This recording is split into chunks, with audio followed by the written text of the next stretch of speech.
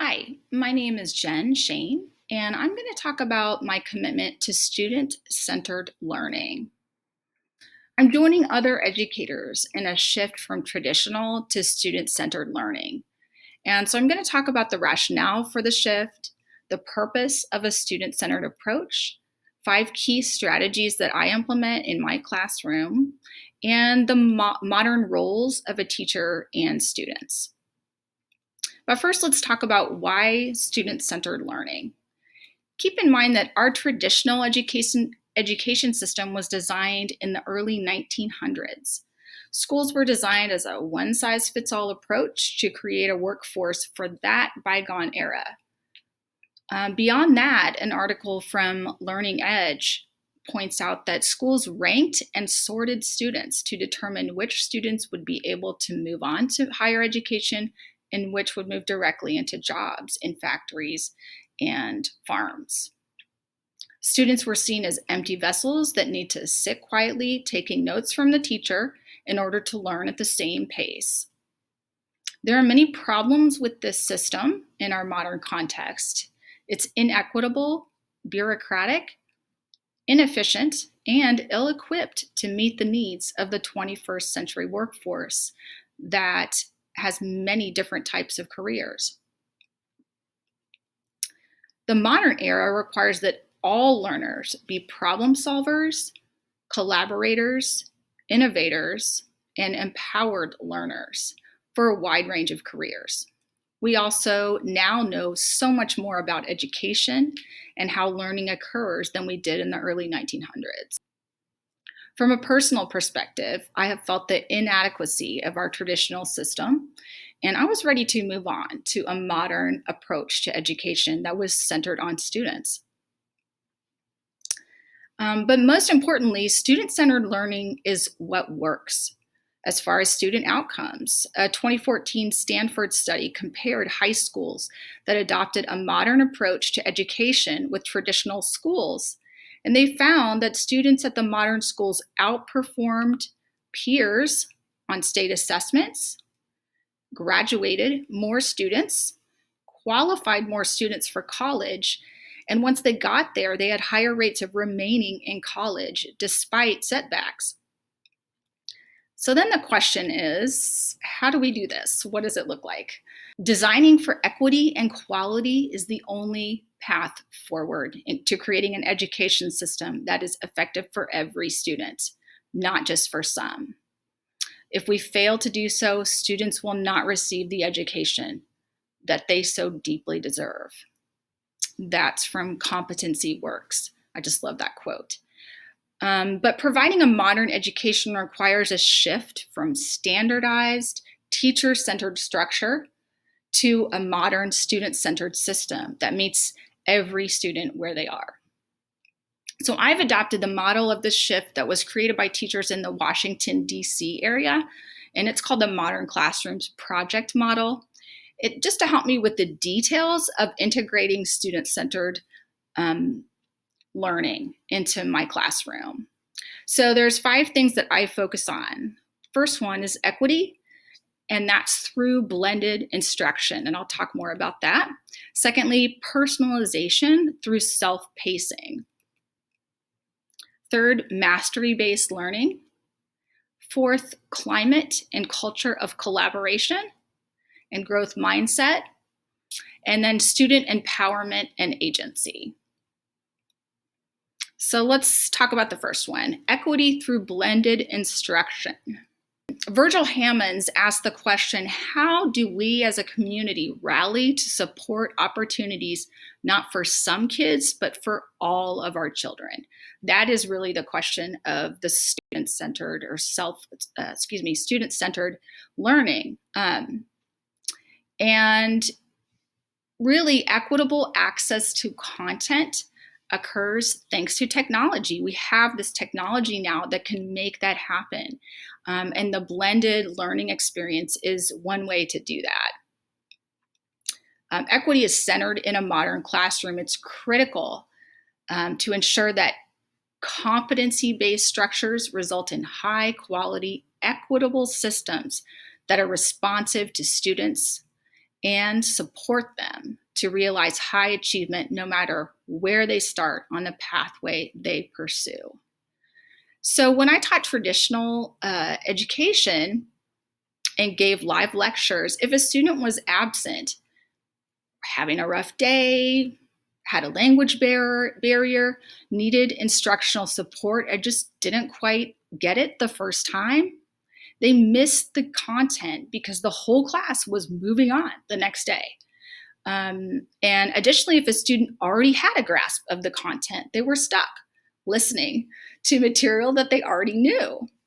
So traditional models require students to be present physically and ready to learn socially and emotionally at the time that the teacher provides in class. So this makes for lost access to content due to absences, tardies, or just rough days when a student isn't ready to process, many times due to circumstances outside of their, at no fault of theirs. So teachers may call on a few students for a check for understanding and along the way, and that's just a sample of the understanding of those specific students. And there's no data on individual students, and that's just not equitable. So in contrast, incorporating short recorded instructional videos of the teacher explaining content along with activities done in class is called blended learning. And that allows for 4 things. And this is from modern classrooms. It allows for equitable access to content, to their teachers' lectures whenever and wherever students need it. They can watch, rewatch, pause, turn on language assistance features, and absorb information at whatever pace best meets their needs. Secondly, student-centered attention spans. Recording of something forces the instructor to meet the time constraints more suited to student attention spans. We can't go on and on like we can in class. And then thirdly, more time for human connections. Ditching the lecture frees up the teacher time for human connection. Blended learning allows teachers to spend the bulk of class time working individually or in small groups with their students. They can essentially just multiply themselves. And lastly, more student interaction and data. Incorporating interactive tools like Edpuzzle with my recorded instruction videos allows for input from each student and adds an additional layer of interaction to the student experience. This additional data allows the teacher to get a pulse check on all students instead of just those called upon during a lecture. So that's equity through blended instruction. Secondly, I use personalization through self-pacing. So there's a shift from forced pace to student-paced learning. Traditional education moves students forward even when they haven't learned what was expected and doesn't let them move beyond their grade level. So that same article from Learning Edge has a nice quote about this. It says, "This widens learning gaps and over time makes it increasingly hard for kids to catch up. It makes teachers' jobs harder as they have to serve classrooms with wider and wider sets of skills." In a modern approach or a student-centered approach, schools can organize themselves to provide learning that repairs gaps, keeps kids on track, and allows them to soar above grade level. So instead of a traditional model where the whole class has the same amount of time to master material, a modern approach allows for a flexible timeline for mastery where students learn to manage their time and decide when they're comfortable enough to show mastery. Self-paced approaches to learning are those where students are provided learning tasks that they complete at a speed that is customized to their personal levels of mastery. In these learning environments, students can progress through the material based on their learning needs. They can take longer with material they might struggle with and skip topics that cover material they already know or repeat topics as needed. Traditional education requires students to be present and open and able to learn each day in order to receive access to content. In a modern classroom, if a student is absent or not in the physical or social, emotional space to absorb, or it isn't done by the target date, they pick up where they left off and have an on-ramp to get up to pace with their peers. In a Johns Hopkins study comparing traditional classrooms to modern classrooms, project classrooms, of blended, mastery-based, student-paced instruction, modern classrooms felt significantly more, teachers felt more capable of differentiating instruction than comparison teachers in traditional schools. Also, at the midpoint of the school year, 89% of modern classroom teachers indicated they were able to meet students at different levels of understanding, compared with 44% of traditional school teachers. And one way we can do that is through self-pacing.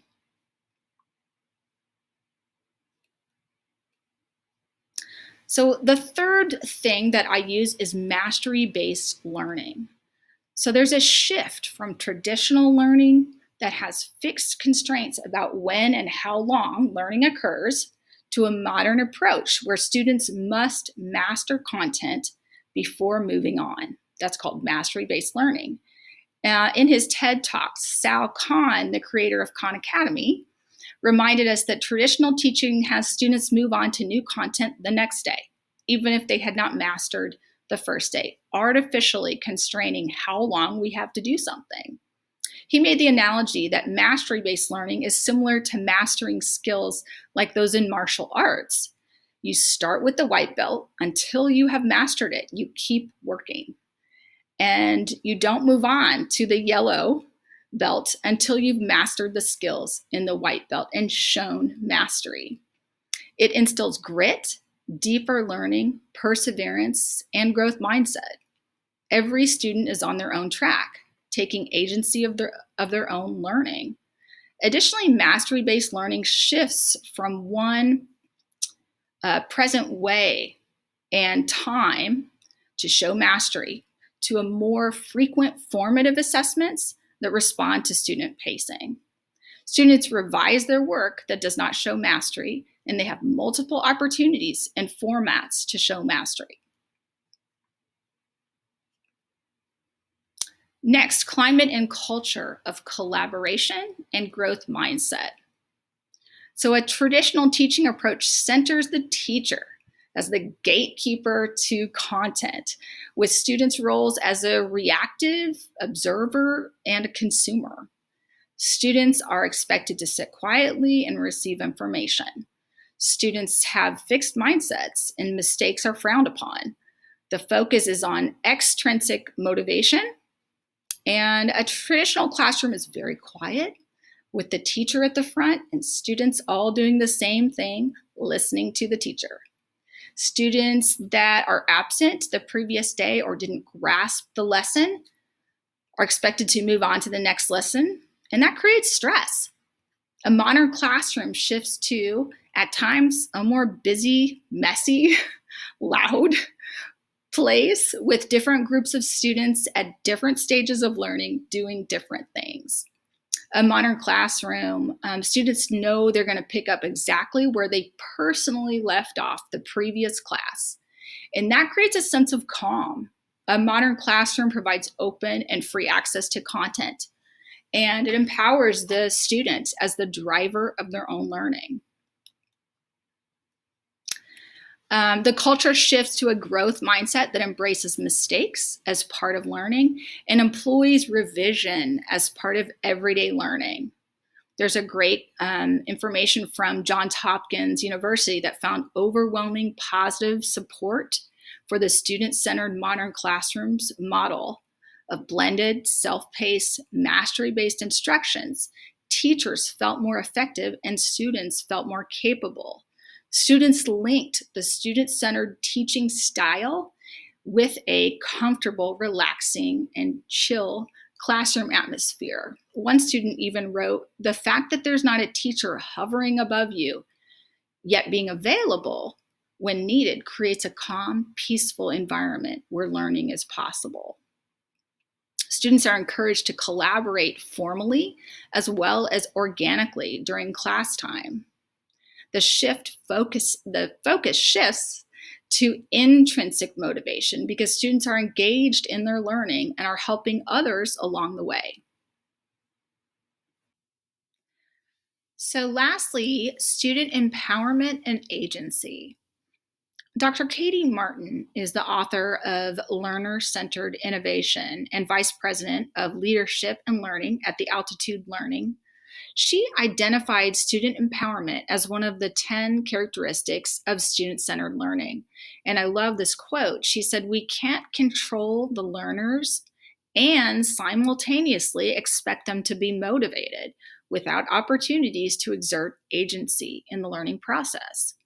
Agency comes from the power to act and requires learners to have the ability to make decisions and take ownership of their own behaviors in the process. But the traditional model of teaching requires little of students but to show up, receive information, and regurgitate it at a predetermined time in a predetermined way. Student compliance is mistaken for learning, and student empowerment is seen as inconvenient. It results in students that don't know how to learn, how to collaborate, or how to manage their time and resources effectively. To me, the ultimate impact of student centered learning is true student empowerment and agency. Virgil Hammonds, the Chief Learning Officer for KnowledgeWorks, said we need to create the conditions necessary for students to advocate, demonstrate, and amplify their learning. And I think by providing an on-demand resource availability that's equitable to all students, allowing for self-pacing, requiring true mastery of content before moving on, and promoting peer-to-peer collaboration and a culture of growth mindset, the stage is set for student empowerment and agency. When students are held accountable for their learning, in this way, they learn executive function skills like time management, and they need to be successful in the 21st century, and that are grossly lacking in the traditional model of teaching. Additionally, the proof is in the pudding. Check out this Johns Hopkins research on the Modern Classrooms Project that compared students in a student-centered model of blended self-paced mastery-based instruction with traditional, and they found that the student-centered approach, led to increased student empowerment and agency. Modern Classrooms students said 88%, I learn how to use technology in class, compared to 47 in the traditional setting. And Modern Classrooms students said, I can teach myself new academic content and skills, 76% compared to 69. So it's a pretty big difference. In conclusion, a student-centered model transforms the teachers and the students alike, as well as their roles. The teacher goes from being the unsustainable expectation of gatekeeper, timekeeper, sole resource, and taskmaster at the front of the room to a facilitator, a social emotional caregiver, small group helper, and a data-driven decision maker. As facilitator, teachers readily provide on-demand access to resources, materials, and content. Teachers spend class time supporting students based on live measures of academic mastery. And teachers spend less time managing behavior and more time supporting student learning. Students go from simply having school happen to them to being in the driver's seat of their own learning and determining when, where, and how they learn content, revising work regularly, being held accountable for actually mastering skills before moving on to new content, and acting as peer mentors. Students become self-directed, self-aware youth, ready for the 21st century. Every student is appropriately challenged every day, regardless of learning level. And students internalize that progress is contingent on mastery, not completion. So it's time to leave the 20th century behind and embrace a modern approach to learning where empowered students are at the center. Thank you.